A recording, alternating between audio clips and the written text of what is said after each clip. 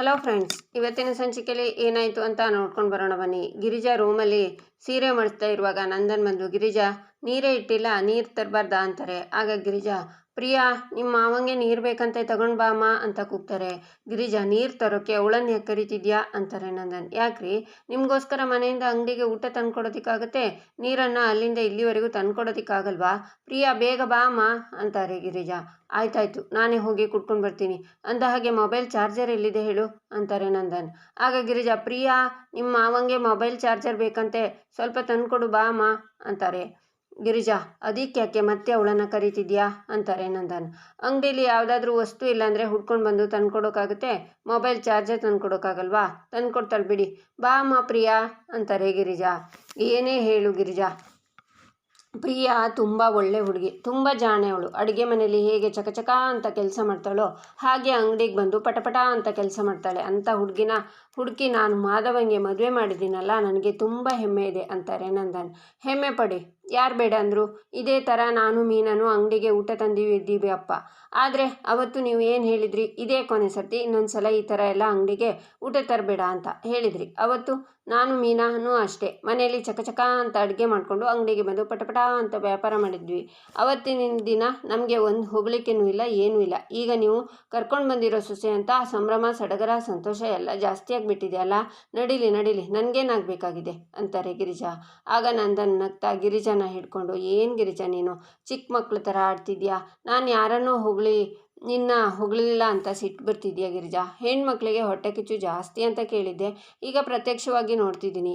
ಏನು ಗಿರಿಜಾ ನೀನು 3 ಸೊಸೆಯರಿಗೆ ಅತ್ತೆ ನೀನು, ಇನ್ನೂ 18 ವರ್ಷದ ಹುಡುಗಿ ಥರ ಸಣ್ಣ ಪುಟ್ಟದಕ್ಕೆಲ್ಲ ಮುನ್ಸ್ಕೋತಿಯಲ್ಲ, ನಿನ್ನ ಮುಖಕ್ಕೆ ಚೆನ್ನಾಗಿ ಕಾಣೋದಿಲ್ಲ. ನೋಡು ಗಿರಿಜಾ, ಈ ಸಂಭ್ರಮ ಸಡಗರ ಎಲ್ಲ ಮೋಡಗಳ ಥರ ಹೀಗೆ ಬಂದು ಹೀಗೆ ಹೊರಟೋಗುತ್ತೆ.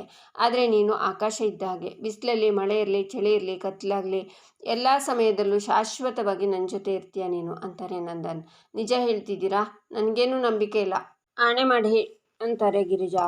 ಆಣೆ ಮಾಡಿದಾಗ ಒಂದು, ಆಣೆ ಮಾಡದೇ ಇದ್ದಾಗ ಇನ್ನೊಂದು ಮಾತಾಡೋ ನಾನು ಗೊತ್ತಿಲ್ವಾ ಅಂತ ಕೆನ್ನೆಗೆ ತಟ್ಟಿ, ಸರಿ ಚಾರ್ಜರ್ ತಗೊಂಡು ನೀರು ತಗೊಂಡು ಬರ್ತೀನಿ ಅಂತಾರೆ ನಂದನ್. 1 ನಿಮಿಷ, ನೀರು ಚಾರ್ಜರ್ನ 2 ನಾನೇ ತರ್ತೀನಿ ಅಂತ ಗಿರಿಜಾ ಬರ್ತಾರೆ. ಈಚೆ ವಲ್ಲಭಂಗೆ ಅಮೂಲ್ಯ ಊಟ ಬಡಿಸ್ತಿರ್ತಾಳೆ. ಆಗ ಗಿರಿಜಾ, ವಲ್ಲಭ ನೀನು ಹೊತ್ತಿಗೆ ಸರಿಯಾಗಿ ತಿಂದೆ ಯಾವಾಗೂ ನಿದ್ರೆ ಮಾಡಿದರೆ ಆರೋಗ್ಯದ ಗತಿ ಏನಾಗಬೇಕು ಅಂತಾರೆ. ಪಾರ್ಟ್ ಟೈಮ್ ಕೆಲಸ ಅಲ್ವಾ ಅಮ್ಮ, ಅದಕ್ಕೆ ಟೈಮಿಂಗ್ ಸ್ವಲ್ಪ ಹೆಚ್ಚು ಕಮ್ಮಿ ಆಗುತ್ತೆ. ಫುಲ್ ಟೈಮ್ ಕೆಲಸ ಸಿಕ್ಬಿಟ್ರೆ ಆನ್ ಟೈಮ್ ಮನೇಲಿರ್ತೀನಿ ಅಂತಾನೆ ವಲ್ಲಭ. ಆಗ ಪ್ರಿಯಾ ಬಂದು, ಅಮೂಲ್ಯ ಏನು ಮಾಡ್ತಿದ್ಯಾ, ಕುಡೀಲಿ ನಾನು ಬಡಿಸ್ತೀನಿ ಅಂತಾಳೆ. ಅತ್ತಿಗೆ, ಅದರಲ್ಲೇನಿದೆ ಬಿಡಿ, ಅಮೂಲ್ಯನ ಬಡಿಸ್ತಾಳೆ, ನಿಮ್ಗೆ ಯಾಕೆ ತೊಂದರೆ, ಬಡಿಸೆ ಅಂತಾನೆ ವಲ್ಲಭ. ತೊಂದರೆ ಅಂದ್ಕೊಂಡು ಮಾಡೋ ಕೆಲಸನ ಬಿಡೋಕ್ಕಾಗುತ್ತಾ ವಲ್ಲಭ ಅವರೇ? ಅಮ್ಮು ನೀನು ಕೊಡು, ನಾನು ಬಡಿಸ್ತೀನಿ ಅಂತಾಳೆ ಪ್ರಿಯಾ. 1 ನಿಮಿಷ, ನೀನಿನ್ನು ಮಲ್ಕೊಂಡಿಲ್ವಾ? ಇದೆಲ್ಲ ಅಮ್ಮು ಮಾಡ್ತಾಳೆ, ನೀನು ಹೋಗಿ ಮಲ್ಕೋ ಹೋಗಮ್ಮ ಅಂತಾರೆ ಗಿರಿಜಾ. ಅದು ಹೇಗಾಗುತ್ತೆ ಅತ್ತೆ, ಮೈದನಂಗೆ ಊಟ ಬಡಿಸ್ದೆ ನಾನು ಹೇಗೆ ಮಲ್ಕೋಕ್ಕಾಗುತ್ತೆ? ಪಾಪ ಅಮೂಲ್ಯ ಚಿಕ್ಕವಳು ಅತ್ತೆ, ಅವಳಿಗೆ ಏನು ಗೊತ್ತಾಗುತ್ತೆ? ಸಾಂಬಾರು ಬಿಸಿ ಮಾಡಿದೆ ಹಾಗೆ ಬಡಿಸ್ಬಿಡ್ತಾಳೆ. ಪಾಪ ವಲ್ಲಭ ಅವರು ಬಿಸಿ ಬಿಸಿ ಊಟ ಮಾಡಬೇಕು ಅಲ್ವಾ ಅಂತಾಳೆ ಪ್ರಿಯಾ. ಅದೆಲ್ಲ ಅಮೂಲ್ಯಂಗೂ ಗೊತ್ತಮ್ಮ, ಅವಳು ನೋಡ್ಕೋತಾಳೆ, ನೀನು ಮಲ್ಕೋ ಹೋಗು ಅಂತಾರೆ ಗಿರಿಜಾ. ಪರವಾಗಿಲ್ಲ ಅತ್ತೆ, ಅಮ್ಮು ನೀನು ಕೊಡು ಅಂತ ಪಾತ್ರೆನ ತಗೋತಾಳೆ ಪ್ರಿಯಾ. ಅದನ್ನು ಕೊಡು, ಅಮೂಲ್ಯ ಕೈಯಲ್ಲಿ ಕೊಡು ಅಂದೆ. ಅಮ್ಮು ಅದನ್ನು ತಗೊಂಡು ವಲ್ಲಭಂಗೆ ಬಡಿಸು. ನೋಡು ಪ್ರಿಯಾ, ಅಮೂಲ್ಯ ವಲ್ಲಭನ ಹೆಂಡತಿ, ಅವಳ ಗಂಡಂಗೆ ಅವಳು ಊಟ ಬಡಿಸ್ತಾಳೆ, ಅದೆಲ್ಲ ಅವಳಿಗೆ ಗೊತ್ತು. ಎಲ್ಲನೂ ನೀನೇ ಮಾಡಬೇಕು ಅಂತನೂ ಇಲ್ಲ, ಎಲ್ಲ ನೀನು ಬಂದು ಸರಿ ಮಾಡ್ತೀಯ ಅಂತನೂ ಇಲ್ಲ. ನಿನ್ನ ಗಂಡಂಗೆ ನೀನೇ ಬಡಿಸಿದಾಯ್ತಲ್ಲ, ಅಷ್ಟು ಸಾಕು. ಅವಳು ಬಡಿಸ್ತಾಳೆ, ನೀನು ಹೋಗಿ ಮಲ್ಕೋ, ಎಲ್ಲನೂ ನಾನೇ ಮಾಡ್ತೀನಿ ಅಂತ ಬರೋದು ಯಾಕಿಷ್ಟ ಹಠ ಅಂತಾರೆ ಗಿರಿಜಾ. ಅತ್ತೆ ಯಾಕತ್ತೆ ಈ ಥರ ಎಲ್ಲ ಮಾತಾಡ್ತಿದ್ದೀರಾ ಅಂತಾಳೆ ಪ್ರಿಯಾ. ನೋಡು ಪ್ರಿಯಾ, ನೀನು 4 ಗಂಟೆಗೆ ಎದ್ದು ಎಲ್ಲ ಮಾಡ್ತೀಯ ಅಲ್ವಾ, ನೀನು ಸುಧಾರಿಸ್ಕೊ ಅಮ್ಮ, ಮಲ್ಕೋ ಹೋಗು ಪ್ರಿಯಾ ಅಂತಾರೆ ಗಿರಿಜಾ. ಪ್ರಿಯಾ ಕಣ್ಣೀರನ್ನು ಒರೆಸ್ಕೊಂಡು ಹೋಗ್ತಾಳೆ. ಎಲ್ಲದಕ್ಕೂ ಮೂಗು ತೋರಿಸ್ಕೊಂಡು ಬಂದುಬಿಡ್ತಾಳೆ. ಬೈಬಾರ್ದು ಅಂತ ಅಂದ್ಕೊಂಡ್ರು ಕೋಪ ತರಿಸ್ತಾಳೆ. ಯಾಕೆ ಹೀಗೆ ಮಾಡ್ತಾಳೋ ಏನೋ ಅಂತಾರೆ ಗಿರಿಜಾ. ಆದರೂ ಅತ್ತೆ, ನಿಮಗೆ ಕೋಪ ಬರೆಸಿ ನಿಮ್ಮ ಕೈಲಿ ಬೈಸ್ಕೊಂಡ್ರಲ್ಲ ಅವರೇ ಗ್ರೇಟ್ ಅಂತಾಳೆ ಅಮೂಲ್ಯ. ಸಾಕು, ಮೊದಲು ನೀನು ಅವನಿಗೆ ಊಟ ಬಡಿಸು ಅಂತಾರೆ ಗಿರಿಜಾ. ಹೋಗ್ತಾರೆ. ಈಚೆ ಪ್ರಿಯಾ ರೂಮಿಗೆ ಬಂದು ಜೋರಾಗಿ ಅಳ್ತಾಳೆ. ಆಗ ಮಾಧವ ಎಚ್ಚರಿಕೆ ಆಗಿ ಎದ್ದು, ಏನಾಯಿತು ಪ್ರಿಯಾ, ಯಾಕೆ ಅಳ್ತಿದ್ಯಾ ಅಂತಾನೆ. ಸಾರಿ ರೀ, ನಾನು ನಿಮ್ಮ ನಿದ್ದೆ ಎಲ್ಲ ಹಾಳು ಮಾಡಿದೆ, ನೀವು ಮಲ್ಕೊಳ್ಳಿ ಅಂತಾಳೆ ಪ್ರಿಯಾ. ನೀನು ಹೀಗೆ ಅಳ್ತಿದ್ರೆ ನಾನು ಹೇಗೆ ನೆಮ್ಮದಿಯಾಗಿ ಮಲ್ಕೊಳ್ಳಿ, ಏನಾಯಿತು ಅಂತಾನೆ ಮಾಧವ. ನನ್ನ ನಡವಳಿಕೆ ಕಿರಿಕಿರಿ ಆಗೋ ಥರ ಇದೆಯಾ, ನಾನೆಲ್ಲನೂ ಅತಿಯಾಗಿ ಮಾಡ್ತಿದ್ದೀನಾ ಅಂತಾಳೆ ಪ್ರಿಯಾ. ಇಲ್ವಲ್ಲ ಪ್ರಿಯಾ, ನೀನು ಯಾಕೆ ಹಾಗೆ ಅನ್ಕೋತೀಯಾ ಮತ್ತೆ ಅಂತಾನೆ ಮಾಧವ. ಅತ್ತೆ ಆ ಥರನೇ ಹೇಳ್ತಾ ಇದ್ದಾರೆ ರೀ ಅಂತಾಳೆ ಪ್ರಿಯಾ. ಅಮ್ಮ ಆ ಥರ ಎಲ್ಲ ಹೇಳೋಕ್ಕೆ ಸಾಧ್ಯನೇ ಇಲ್ಲ ಪ್ರಿಯಾ, ನೀನೇನೋ ತಪ್ಪು ತಿಳ್ಕೊಂಡಿದ್ಯಾ ಅಂತಾನೆ ಮಾಧವ. ಇಲ್ಲ ರೀ, ನಾನು ವಲ್ಲಭಂಗೆ ಊಟ ಬಡಿಸ್ತಿದ್ದೆ, ಅತ್ತೆ ಬಂದು ನೀನು ಯಾಕೆ ಬಡಿಸ್ತಿದ್ಯಾ, ಅಮೂಲ್ಯನೇ ಬಡಿಸ್ತಾಳೆ ಅಂತ ಹೇಳಿದರು. ನಾನು ಅದಕ್ಕೆ ಅಮೂಲ್ಯಂಗೆ ಯಾಕೆ ತೊಂದರೆ, ನಾನು ಬಡಿಸ್ತೀನಿ ಅಂತ ಅಂದೆ ರೀ. ಅತ್ತೆ ನೀನು ಅತಿಯಾಗಿ ಎಲ್ಲದಕ್ಕೂ ತೊಂದರೆ ತಗೋತೀಯಾ, ನೀನು ಹೇಳಿದ ಮಾತೇ ಕೇಳಲ್ಲ ಅಂತ ಬೈದ್ರು ಗೊತ್ತಾ. ಯಾಕೆ ನಗ್ತಾ ಇದ್ದೀರಾ, ನಾನು ಬೈಸ್ಕೊಂಡ್ರೆ ನಿಮಗೆ ಸಂತೋಷ ಆಗುತ್ತಾ ಅಂತಾಳೆ ಪ್ರಿಯಾ. ಹಾಗಲ್ಲ ಪ್ರಿಯಾ, ಅಮ್ಮ ನಿನಗೆ ತಿಳುವಳಿಕೆ ಹೇಳಿದ್ದನ್ನು ನೀನು ಬೈದು ಅಂದ್ಕೊಳ್ತಾ ಇದೆಯಲ್ಲ, ಅದಕ್ಕೆ ನಗು ಬರ್ತಿದೆ ನನಗೆ. ಇನ್ನೊಂದು ವಿಷಯ ಗೊತ್ತಾ, ಅಮ್ಮ ನಿನ್ನ ಬೈದರು ಅಂತ ನೀನು ಅನ್ಕೋತಾ ಇದೆಯಲ್ಲ, ಇದೇ ಥರ ಸುಮಾರು ಸರ್ತಿ ಮೀನಾ ಅವ್ರ ಮೇಲೆ ಅಮೂಲ್ಯನ ಮೇಲೂ ರೇಗಾಡ್ತಾರೆ. ಅದರರ್ಥ ಅವ್ರ ಮೇಲೆ ಕೋಪ ಇದೆ ಅಂತಲ್ಲ, ಏನೋ ಸಿಚುವೇಶನ್ಗೆ ಹಾಗೆ ರಿಯಾಕ್ಟ್ ಮಾಡಿರ್ತಾರಷ್ಟೇ. ಇದು ಯಾವುದನ್ನು ಸೀರಿಯಸ್ ಆಗಿ ತಗೋಬೇಡ. ನೋಡು, ಮೀನಾ ಅವರಾಗಲಿ ಅಮೂಲ್ಯ ಆಗಲಿ ಇದು ಯಾವುದನ್ನು ಮನಸ್ಸಿಗೆ ಹಚ್ಕೊಳ್ಳಲ್ಲ, ಹಾಗೆ ನೀನು ಆರಾಮಾಗಿದ್ಬಿಡು ಅಂತಾನೆ ಮಾಧವ. ಇಲ್ಲ ರೀ, ಅತ್ತೆಗೆ ನಾನು ಇಷ್ಟ ಇಲ್ಲ ಅನಿಸುತ್ತೆ, ಅದಕ್ಕೆ ಹೀಗೆಲ್ಲ ಮಾತಾಡ್ತಾರೆ, ಅದಕ್ಕೆ ಅಂತ ನನಗೆ ಗೊತ್ತು ಅಂತಾಳೆ ಪ್ರಿಯಾ. ನನ್ನ ಅಮ್ಮ ಏನು ಅಂತ ನನಗೆ ಚೆನ್ನಾಗಿ ಗೊತ್ತು, ಅಮ್ಮ ಹಾಗೆಲ್ಲ ಮಾಡೋಕ್ಕೆ ಸಾಧ್ಯನೇ ಇಲ್ಲ ಅಂತಾನೆ ಮಾಧವ. ಹಾಗಿದ್ರೆ ನಾನು ಸುಳ್ಳು ಹೇಳ್ತಿದ್ದೀನ ಅಂತಾಳೆ ಪ್ರಿಯಾ. ಹೆಂಗೆ ಅರ್ಥ ಮಾಡಿಸೋದು ನಿನಗೆ ಪ್ರಿಯಾ, ನಿನಗಿನ್ನೂ ಅವರು ಅರ್ಥ ಆಗಿಲ್ಲ, ಅವರನ್ನು ಅರ್ಥ ಮಾಡ್ಕೊಳ್ಳೋಕ್ಕೆ ಇನ್ನೂ ಸ್ವಲ್ಪ ಟೈಮ್ ಬೇಕು ಅಂತ ಹೇಳ್ತಿದ್ದೀನಿ ಅಷ್ಟೇ ಅಂತಾನೆ ಮಾಧವ. ರೀ, ನೀವು ಅಂದ್ಕೊಂಡಿರೋ ಥರ ಏನೂ ಇಲ್ಲ, ನಾನು ಈ ಮನೇಲಿ ಎಲ್ಲರನ್ನ ಅರ್ಥ ಮಾಡ್ಕೊಂಡಿದ್ದೀನಿ, ಅವ್ರು ಎಲ್ಲರನ್ನೂ ಚೆನ್ನಾಗಿರಲಿ ಅಂತ ಬಯಸ್ತೀನಿ, ಅವರೆಲ್ರಿಗೂ ಸಹಾಯನೂ ಮಾಡ್ತೀನಿ ರೀ. ಆದರೆ ಎಲ್ರಿಗೂ ತಪ್ಪಾಗಿ ಕಾಣಿಸಿದರೆ ನನಗೆ ಬೇಜಾರಾಗಲ್ವಾ ಹೇಳಿ. ಅಷ್ಟಕ್ಕೂ ನಮ್ಮ ಮನೇಲಿ ಯಾರೂ ನನಗೆ ಸುಮ್ಮನೆ ಬೈತಾ ಇರಲಿಲ್ಲ ಗೊತ್ತಾ, ನನಗೆ ಯಾರಾದರೂ ಏನಾದರೂ ಅಂದರೆ ತಡ್ಕೊಳ್ಳೋಕ್ಕಾಗಲ್ಲ ರೀ ಅಂತಾಳೆ ಪ್ರಿಯಾ. ಯಾರೂ ಅಲ್ಲ ಪ್ರಿಯಾ, ನಮ್ಮ ಅಮ್ಮ ತಾನೇ ಬೈದಿದ್ದು, ನಮ್ಮಮ್ಮ ನಿನಗೂ ಅಮ್ಮ ತಾನೇ, ನಿಮ್ಮಮ್ಮ ಬೈದಾಗ ಎಲ್ಲನೂ ಮರೆತು ಹೇಗೆ ಹೊಂದ್ಕೊಂಡು ಹೋಗ್ತಿರೋ ಇಲ್ಲೂ ಅಷ್ಟೇ, ಹಾಗೆ ಇದ್ಬಿಡು. ಸರಿ, ಲೇಟಾಗಿದೆ, ಬಾ ಮಲ್ಕೋ. ಪ್ರಿಯಾ, ನೀನು ನಾಳೆ ಬೆಳಿಗ್ಗೆ ಎದ್ದು ತವ್ರ ಮನೆಗೆ ಹೋಗಿ ದುಡ್ಡು ಕೊಡಬೇಕು ಅಂತಿದ್ಯಾ, ಕರೆಕ್ಟಾ? ಅಂದರೆ ನೀನು ಬೇಗ ಮಲ್ಕೋ ನಡಿ ಅಂತಾನೆ ಮಾಧವ. ಸರಿ ರೀ ಅಂತ ಪ್ರಿಯಾ ಮಲಗ್ತಾಳೆ. ಈಚೆ ಅಮೂಲ್ಯ ರೂಮಿಗೆ ಬರ್ತಾಳೆ. ಆಗ ವಲ್ಲಭ ಕರಿಬೇಕು ಬಾ ಇಲ್ಲಿ ಅಂತಾನೆ. ಅಮೂಲ್ಯ ಅವನ ಪಕ್ಕ ಕೂತ್ಕೋತಾಳೆ. ನಮ್ಮಮ್ಮ ಯಾರ ಹತ್ರನೂ ಅಷ್ಟು ರೂಢಾಗಿ ಮಾತಾಡಲ್ಲ, ಪ್ರಿಯಾ ಅತ್ತಿಗೆಗೆ ಬೈದಿದ್ದು ನೋಡಿದರೆ ಅವರು ನನಗೆ ಊಟ ಬಡಿಸಿದ್ರು ಅನ್ನೋ ರೀಸನ್ ಮಾತ್ರ ಅನಿಸ್ತಿರ್ಲಿಲ್ಲ, ಮನೇಲಿ ಬೇರೆ ಏನಾದರೂ ಸೀನ್ ಆಗ್ತಿದ್ಯಾ ಅಂತಾನೆ ವಲ್ಲಭ. ಅದೇನು ಕೇಳ್ತಿದ್ಯಾ ಕಾಡು ಪಾಪ, ಮನೇಲಿ ಪ್ರಿಯಾ ಅಕ್ಕ ಬಂದಾಗಿಂದ ಒಂದಲ್ಲ ಮನೇಲಿ ನಾಲ್ಕು ಸೀನ್ ಆಗ್ತಿದೆ ಅಂತಾಳೆ ಅಮೂಲ್ಯ. ಹೌದಾ ಅಂತಾನೆ ವಲ್ಲಭ. ಹ್ಞೂ ಕಣೋ, ಈ ಪ್ರಿಯಾ ಅಕ್ಕ ಎಲ್ಲನೂ ಓವರಾಗಿ ಮಾಡ್ತಾರೆ. ಇವತ್ತು ಅತ್ತೆ ಎಷ್ಟೇ ಬೇಡ ಅಂದರೂ ಅಂಗಡಿಗೆ ಊಟ ತಗೊಂಡು ಹೋಗಿದ್ರು, ಅದು ಅತ್ತೆಗೆ ಹರ್ಟ್ ಆಯಿತು. ಮಾವ ಇವತ್ತು ಮನೆಗೆ ಬರಬೇಕಾದ್ರೆ ಅತ್ತೆ ಇನ್ನೇನು ಪರ್ಸ್ ತಗೋಬೇಕು ಅನ್ನೋದಕ್ಕಿಂತ ಮುಂಚೆ ಇವ್ರು ಹೋಗಿ ಪರ್ಸು ಕೀ ಎಲ್ಲ ತಗೊಂಡ್ರು. ಅತ್ತೆಗೆ ಅದು ಇನ್ನೂ ಹರ್ಟ್ ಆಯಿತು ಗೊತ್ತಾ. ಅವರಿಗೆ ಸಂಬಂಧ ಇಲ್ಲದೆ ಇರೋ ವಿಷಯದಲ್ಲೆಲ್ಲ ಮಾತಾಡ್ತಾರೆ, ಬೇಡ ಅಂದರೂ ಹಠ ಹಿಡಿದು ಆ ಕೆಲಸ ಮಾಡ್ತಾರೆ. ಅತ್ತೆಗೆ ಇದೆಲ್ಲ ಇಷ್ಟ ಆಗ್ತಿಲ್ಲ ಕಣೋ, ಇನ್ಫ್ಯಾಕ್ಟ್ ಮನೇಲಿ ಯಾರಿಗೂ ಇಷ್ಟ ಆಗ್ತಿಲ್ಲ ಅಂತಾಳೆ ಅಮೂಲ್ಯ.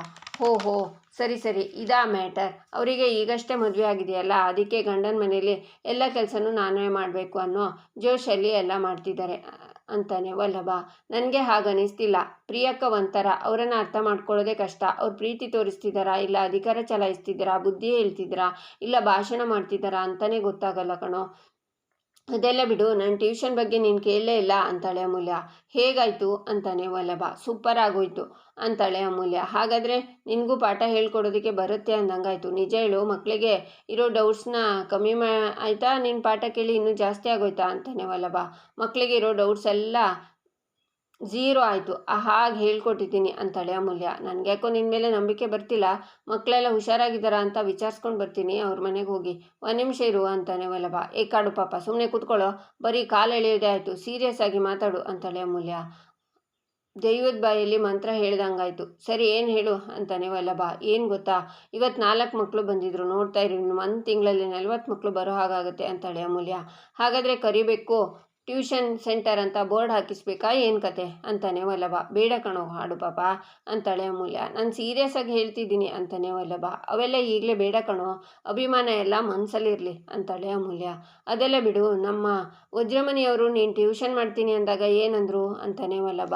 ಅದು ನಾನೇನು ಮಾವಂಗೆ ಹೇಳಿಲ್ಲ ಕಣೋ ಅಂತಾಳೆ ಅಮೂಲ್ಯ. ಲೂಸು, ಅಪ್ಪಂಗೆ ಹೇಳಿದೆ ಒಂದಿನ ಟ್ಯೂಷನ್ ಮಾಡಿಬಿಟ್ಯಾ, ನಾನು ಹೇಳಿರಲಿಲ್ವಾ ಅಪ್ಪಂಗೆ ಹೇಳಿದೆ ಏನು ಸ್ಟಾರ್ಟ್ ಮಾಡಬೇಡ ಅಂತಾನೆ ವಲ್ಲಭ. ಅದು ಸುಂದರ ಚಿಕ್ಕಪ್ಪ ಇವತ್ತು ಮಕ್ಕಳನ್ನ ಕರ್ಕೊಂಡು ಬಂದೇ ಬಿಟ್ಟರು, ಅದಕ್ಕೆ ಇವತ್ತೇ ಟ್ಯೂಷನ್ ಸ್ಟಾರ್ಟ್ ಮಾಡಬೇಕಾಗಿ ಬಂತು. ಅದು ಅಲ್ಲದೆ ಮಾವ ಅಂಗಡಿಗೆ ಬೇರೆ ಹೋಗಿದ್ರಾ, ಅವ್ರು ಬಂದಾದಮೇಲೆ ಹೇಳೋಣ ಅಂತ ಅಂದ್ಕೊಂಡೆ. ಅವ್ರು ಬರುವಾಗ ಫುಲ್ ಸುಸ್ತಾಗಿ ಬಂದಿದ್ರು, ಅದಕ್ಕೆ ಹೇಳೋಕ್ಕಾಗಿಲ್ಲ ಕಣೋ, ಆದರೆ ನಾಳೆ ಹೇಳ್ತೀನಿ ಅಂತಾಳೆ ಅಮೂಲ್ಯ. ಪಕ್ಕನಾ ಅಂತಾನೆ ವಲ್ಲಭ. ಮದರ್ ಪ್ರಾಮಿಸ್ ಅಂತಾಳೆ ಅಮೂಲ್ಯ.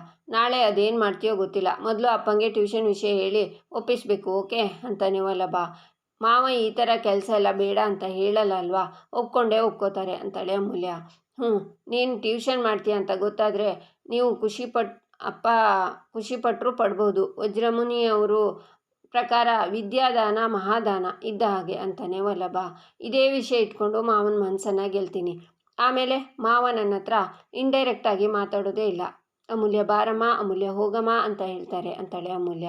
ನನಗೂ ಅದೇ ಭಯ ಇರೋದು, ಎಲ್ಲಿ ಅಪ್ಪ ನಿನ್ನ ಹೋಗಮ್ಮ ಅಮೂಲ್ಯ ಅಂತ ಈ ಮನೆಯಿಂದ ಪರ್ಮನೆಂಟಾಗಿ ಕಳಿಸ್ಬಿಡ್ತಾರೋ ಏನೋ ಅಂತಾನೆ ವಲ್ಲಭ. ಯಾಕೋ ಮಾವ ನನ್ನ ಹತ್ರ ಮಾತಾಡಿದರೆ ನಿನಗೆ ಹೊಟ್ಟೆ ಕಿಚ್ಚ ಅಂತಾಳೆ ಅಮೂಲ್ಯ. ನನಗೆ ಯಾವ ಹೊಟ್ಟೆ ಕಿಚ್ಚು ಇಲ್ಲ, ಏನೂ ಇಲ್ಲ. ಅಪ್ಪ ನಿನ್ನ ಹತ್ರ ಮಾತಾಡಿದರೆ ಈ ಪ್ರಪಂಚದಲ್ಲಿ ನನ್ನಷ್ಟು ಖುಷಿ ಪಡೋರು ಯಾರೂ ಇಲ್ಲ ಅಂತಾನೆ ವಲ್ಲಭ. ಆಗ ಅಮೂಲ್ಯ ಅವನ್ನೇ ನೋಡ್ತಾಳೆ. ಏನು ಹಾಗೆ ನೋಡ್ತಿದ್ಯಾ, ಹೋಗಿ ದಬಾಕೋ ಅಂತಾನೆ ವಲ್ಲಭ. ಈಚೆ ಬೆಳಿಗ್ಗೆ ಪ್ರಿಯಾ ಬಾಗಿಲಿಗೆ ತೋರಣ ಕಟ್ಟಿ ಹೊಸ್ಲಿಗೆ ಪೂಜೆ ಮಾಡ್ತಿರ್ತಾಳೆ. ಆಗ ಅಮೂಲ್ಯ ಬಂದು ಗುಡ್ ಮಾರ್ನಿಂಗ್ ಅಕ್ಕ, ಇವತ್ತೇನು ಹೊಸ್ಲಿಗೆ ಪೂಜೆ ಎಲ್ಲ ಮಾಡ್ತಿದ್ದೀರಾ ಅಂತಾಳೆ. ಆಗ ಅಮೂಲ್ಯಂಗೆ ಆರತಿನ ಕೊಡ್ತಾಳೆ ಪ್ರಿಯಾ. ಇವತ್ತು ನಿನಗೆ ಏನು ವಿಶೇಷ ಅಂತ ಗೊತ್ತಿಲ್ವಾ ಅಂತಾಳೆ. ಇಲ್ಲ ಅಂತಾಳೆ ಅಮೂಲ್ಯ. ಯುಗಾದಿ ಹಬ್ಬ ಇವತ್ತು ಅಂತಾಳೆ ಪ್ರಿಯಾ. ಹೌದಾ, ಮರ್ತೇ ಹೋಗಿತ್ತು ನೋಡಿ, ಹ್ಯಾಪಿ ಯುಗಾದಿ ಅಕ್ಕ ಅಂತಾಳೆ ಅಮೂಲ್ಯ. ನಿನಗೂ ಅಷ್ಟೇ ಯುಗಾದಿ ಹಬ್ಬದ ಶುಭಾಶಯಗಳು ಅಂತಾಳೆ ಪ್ರಿಯಾ. ಥ್ಯಾಂಕ್ ಯು ಅಕ್ಕ. ಅಲ್ಲ, ಯುಗಾದಿ ಹಬ್ಬದಲ್ಲಿ ಹೊಸ್ಲು ಪೂಜೆ ಎಲ್ಲ ಮಾಡ್ತಾರಾ ಅಂತಾಳೆ ಅಮೂಲ್ಯ. ನಮ್ಮ ಅಮ್ಮನ ಮನೆ ಕಡೆ ಎಲ್ಲ ಯುಗಾದಿ ಹಬ್ಬದ ದಿನ ಹೊಸ್ಲು ಪೂಜೆ ಮಾಡ್ತಾರೆ. ತುಂಬ ಶ್ರೇಷ್ಠ ಗೊತ್ತಾ, ಮನೆ ಹೊಸ್ಲಲ್ಲಿ ದೇವ್ರು ನೆಲೆಸಿರ್ತಾರಂತೆ. ಈ ಬಾಗಿಲು ಮೂಲಕನೇ ಲಕ್ಷ್ಮೀ ದೇವಿ ಒಳಗಡೆ ಬರೋದು. ಅದಕ್ಕೆ ಹೊಸ್ಲನ್ನು ಯಾವತ್ತೂ ಕಾಲಲ್ಲಿ ತುಳಿಬಾರ್ದು, ಇದ್ರ ಮೇಲೆ ಕೂತ್ಕೋಬಾರ್ದು ಅಂತಾರೆ. ಪ್ರತಿ ಮನೇಲೂ ಮುಂಬಾಗಿಲಿರುತ್ತೆ, ಹಿಂಬಾಗಿಲಿಗೆ ಹೊಸ್ಲನ್ನು ಹಾಕ್ಸಿರ್ತಾರೆ. ಪ್ರತಿದಿನ ಹೊಸ್ಲಿಗೆ ಪೂಜೆ ಮಾಡಲೇಬೇಕು. ಕಡೆ ಪಕ್ಷ ಯುಗಾದಿ ಹಬ್ಬದಲ್ಲಿ ಹೊಸ್ಲು ಪೂಜೆ ಮಾಡಲೇಬೇಕು. ಇದರಿಂದ ಮನೆಯಲ್ಲಿ ಸುಖ, ಶಾಂತಿ, ನೆಮ್ಮದಿ, ಆಯುರ, ಆರೋಗ್ಯ ಎಲ್ಲ ಸಿದ್ಧಿ ಆಗುತ್ತೆ. ಹಾಗೆ ಹೊಸ್ಲು ಪೂಜೆ ಮಾಡೋಕ್ಕೆ ಒಂದು ಸ್ತೋತ್ರ ಇದೆ, ಅದಾದರೂ ಗೊತ್ತಾ ಅಂತಾಳೆ ಪ್ರಿಯಾ. ಇಲ್ಲ ಅಂತಾಳೆ ಅಮೂಲ್ಯ. ರೀಕಾರ ರೂಪಿಣಿ ದೇವಿ ವೀಣಾ ಪುಸ್ತಕಧಾರಿಣಿ ವೇದ ಮೂರ್ತಿ ನಮಸ್ತುಭ್ಯಂ ಮಾಂಗಲ್ಯಂ ದೇಹಿ ಮೇ ಸದಾ ಅಂತಾಳೆ ಪ್ರಿಯಾ. ವಾವ್ ಅಕ್ಕ, ನೀವು ತುಂಬ ತಿಳ್ಕೊಂಡಿದ್ದೀರಾ, ನನಗೆ ಇದೆಲ್ಲ ಗೊತ್ತೇ ಇರಲಿಲ್ಲ ನೋಡಿ ಅಂತಾಳೆ ಅಮೂಲ್ಯ. ಎಲ್ಲ ವಿಷಯನೂ ಹೆಣ್ಮಕ್ಳು ತಿಳ್ಕೊಂಡಿರಬೇಕು ಅಮೂಲ್ಯ. ನನಗೆ ಇದನ್ನು ನಮ್ಮಮ್ಮ ಚಿಕ್ಕ ವಯಸ್ಸಿಂದ ಹೇಳ್ಕೊಟ್ಟಿದ್ದಾರೆ. ನಿಮ್ಮನೇಲಿ ಇದನ್ನೆಲ್ಲ ಹೇಳ್ಕೊಟ್ಟಿಲ್ವಾ ಅಂತಾಳೆ ಪ್ರಿಯಾ. ನಮ್ಮನೇಲಿ ಹೊಸ್ಲು ಪೂಜೆ ಮಾಡಲ್ಲ ಅಕ್ಕ ಅಂತಾಳೆ ಅಮೂಲ್ಯ.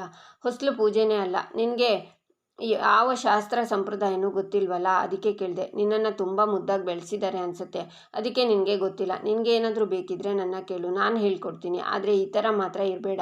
ಹೊರಗಿನ ಜನ ಏನಾದರೂ ನೋಡಿದರೆ ಗೃಹಿಣಿ ಅಂತ ಹೇಳೋದೇ ಇಲ್ಲ. ಯಾಕೆ ಹೇಳು, ನಿನಗೆ ಆ ಯಾವ ಲಕ್ಷಣವೂ ಇಲ್ಲ. ಮೊದಲು ಹೇಗೋ ಏನೋ ನನಗೆ ಗೊತ್ತಿಲ್ಲ. ಈಗ ನಿನಗೆ ಮದುವೆ ಆಗಿದೆ, ಇವಾಗ ನೀನೆಲ್ಲ ತಿಳ್ಕೊಬೇಕು. ಹೇಳಿದಷ್ಟೇ ಬಂತು, ಯಾವಾಗ ಕಲ್ಕೋತೀಯೋ ಏನೋ ಅಂತ ಪ್ರಿಯಾ ಹೋಗ್ತಾಳೆ.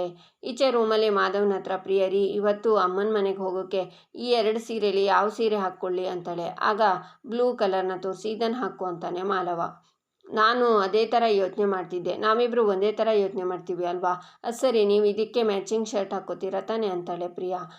ಈ ಸಂಭ್ರಮ ಎಲ್ಲ ಯಾಕೆ ಬೇಕು ಹೇಳು ಅಂತಾನೆ ಮಾಧವ. ಅದೇ ರೀ, ಅಮ್ಮನ ಮನೆಗೆ ಹೋಗ್ತಿದ್ದೀವಲ್ವಾ, ಅಮ್ಮಂಗೆ ದುಡ್ಡು ಅರೇಂಜ್ ಆಗಿದೆ ಅಂತ ವಿಷಯ ಹೇಳಿಲ್ಲ, ಅಲ್ಲಿಗೆ ಹೋಗಿ ಸರ್ಪ್ರೈಸ್ ಕೊಡೋಣ ಅಂತ ರೀ, ನಾವಿಬ್ಬರು ಹೋಗಿ ದುಡ್ಡು ಕೊಟ್ಟು ಬರೋರ ರೀ ಅಂತಾಳೆ ಪ್ರಿಯಾ.